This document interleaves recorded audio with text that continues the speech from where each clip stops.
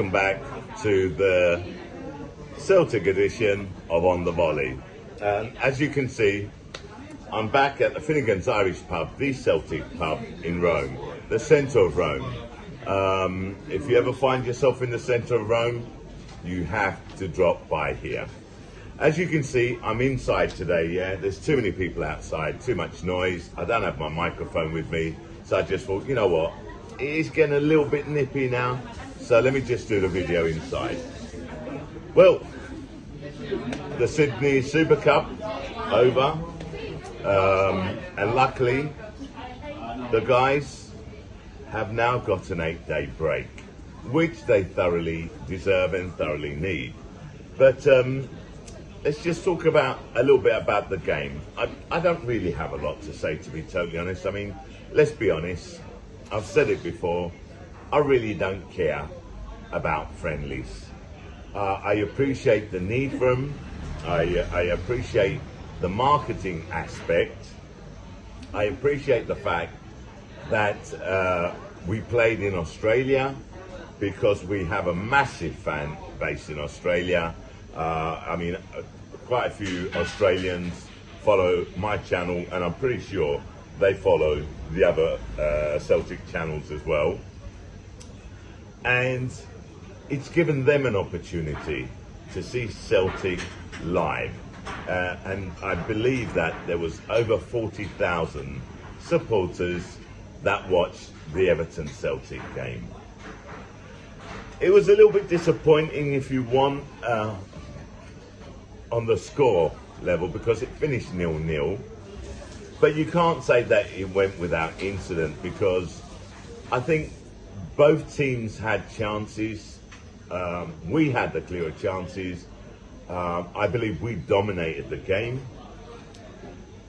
Everton seemed to be just happy with hitting us on the counter-attack.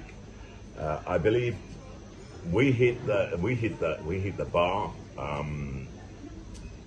Kyogo, oh man, Kyogo had a couple of chances, one of it clear cut. You know, you can say that the goalkeeper made an outstanding save. You could say that Kyogo should have done better. It depends on how you look at it. And there was a doubt about whether or not Kyogo was offside for that one anyway. But the blatant one was Lila Bada.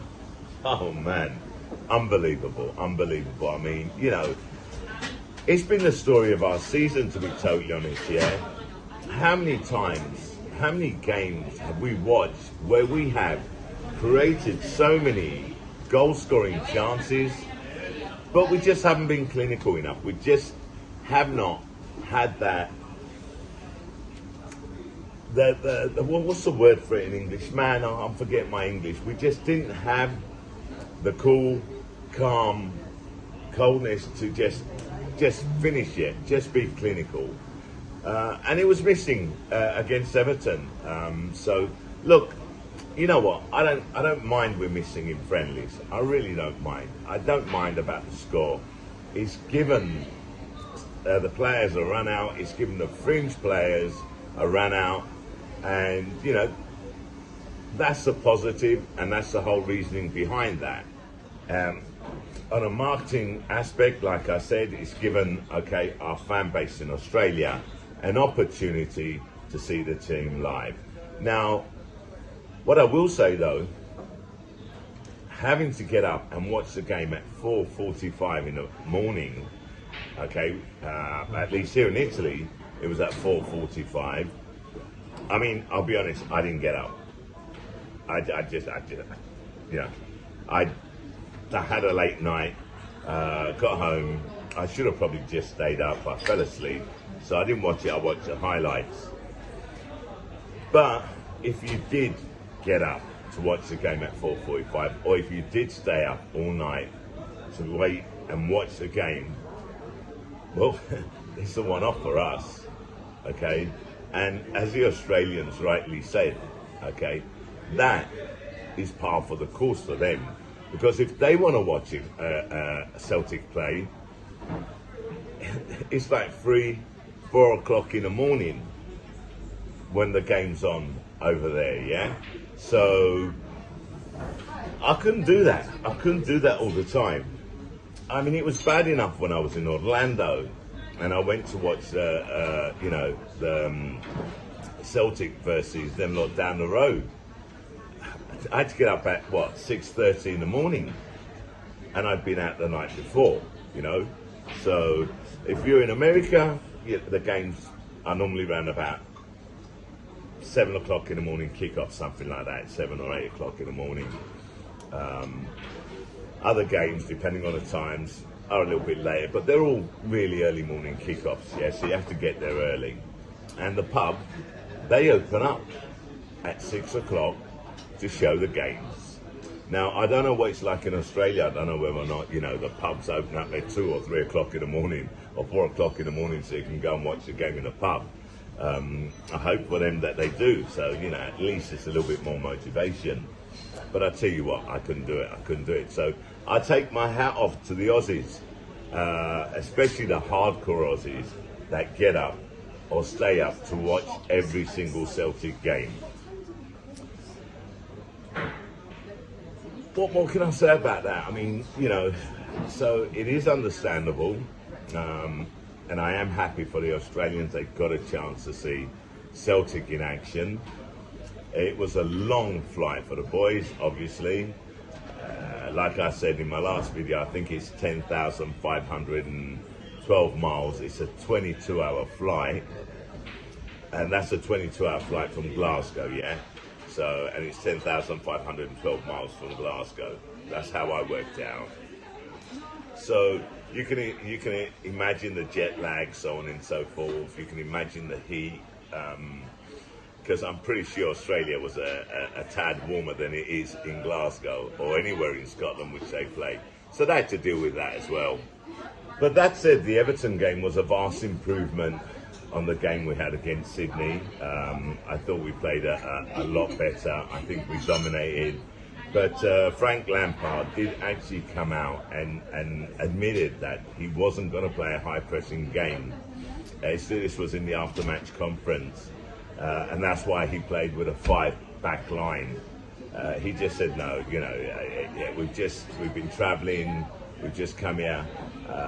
There was no way I was going to play a high pressing game because of that. Now, to be totally honest, I believe that's just an excuse, maybe a valid one. Okay, I don't want to say that it's crap because it does have some relevance in there, yeah. But I think that Everton have been crap this season, yeah. I can't remember the last time they won a game, to be totally honest. I'm not too sure if they have won a game this season, to be totally honest. Yeah, like I said, I don't follow them, and I didn't even bother research it, And the reason for that is it's just a friendly, so I couldn't be asked. Yeah, I couldn't be asked, to be totally honest. So I think they were just doing anything they could to avoid a loss, because it's just been one loss after the other for them. So I don't know how they play in the Premier League. I don't know if 5 across the back is standard for them or not. So, 0-0 was the result at full time. We go to penalties. Oh dear. Giacomakis. He just basically blasted that ball sky high. And to be totally honest, I've seen a lot of comments, okay, Giacomakis should never take a penalty again. And you know what? I don't know what's happened to him because he's had 3 penalty misses, yeah? Whilst at Celtic. 3, I believe, yeah? But he was, I believe, the designated penalty taker for Venlo. And he scored penalties there. Don't ask me how many he missed because, again, I didn't bother to research it. I believe that Giacomakis in front of goal on the penalty spot is lacking confidence at the moment. And I think he's overthinking it. He'll improve, I'm pretty sure. Once he scores his first penalty, we'll see the Giacomakis of old in relation to penalty taking. I have a lot of confidence in the guy. what can I say? He missed. Rio Hatate, man. I mean, he had a great game. I thought Rio Hatate had a great game. And you could see what he was trying to do, but he just hit it to the left and he hit the post, just a little bit too wide. Hit the post and went out. Whereas Everton, clinical penalties. Every single one of them. Okay, Joe Hart saved one, but, you know, they beat us 4-2 on penalties. It is what it is, you know. Maybe it served its purpose in the sense that I believe that now Ange probably realises that they've got to work on penalties, because if ever they get into a situation again where a game has to be decided on penalties, they need to be ready for it. They need to practice their penalties. Giakoumakis needs to practice his penalties, because I believe that Giakoumakis is a penalty taker. Otherwise, how could it have been Venlo's designated penalty taker? I mean, it doesn't make sense, does it? And yes, you can turn around and say, well, Venlo got relegated. Yeah, but he finished as a top scorer in the Dutch league, so that's why we bought him. Anyway, like I said, that's it. I thought it was a good tournament all round. I thought it was a good experience for everyone. The guys have now got 8 days off. So they've got 8 days. Oh, fucking hell, Matt. All right, Matt? I'm on camera, Matt. Yeah, that's why. Matt is Matt, okay. Anyway, so as I was saying before I was rudely interrupted, can you get Matt a drink on me, please, yeah? Sorry about that. Yeah, so anyway, the guys have now got 8 days to rest, and they need it. They've had a hard season up till now. The training sessions are very hard under Ange Postecoglou. After 8 days, they get back on the training field, back to intensive training, and we wait. Straight after the World Cup finishes, we'll be back on target. Okay, we'll be back looking to win the Scottish Premier League, Premiership League even, okay? Looking to win the Scottish League Cup and looking to win the Scottish FA Cup, because what we need to do this season is a treble. Now, rumour has it that them lot down the road, and you know who I'm talking about, and it's not Partick Thistle, it's them lot, okay? I've got a guy looking at me strangely, yeah? You're not one of them lot down the road, are you, mate? No. You're not a supporter of them lot, are you? He's not answering me, so he may well be. Anyway, so as I was saying, yeah? We go back. But the rumour on the grapevine is Giovanni Van Bronckhorst is risking very, very much to get sacked. Now, I don't believe they'll sack him. I think that's, you know, it's... I know that they're not playing that well, but the question you ask yourself is, have the board of them lot down the road backed him? Is it Giovanni Van Bronckhorst that's the problem? Does he need to change the players? And if they do sack GVB, who the fuck are they going to get to take over him?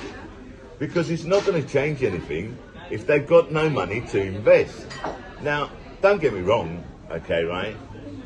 I just want to make sure that when we play them, they have no excuses when we beat them, okay? I want them to spend the money. I want them to enforce their team, yeah? I want them to play better football, because that way, when we do beat them, they stop with the excuses. Because that's all I hear every time. The latest excuse is VAR is helping us. What a joke. What a joke. I don't know. And I think that was Graham Souness that said that, if I remember rightly. Mind you, you all know Graham Souness does come out with some tattle.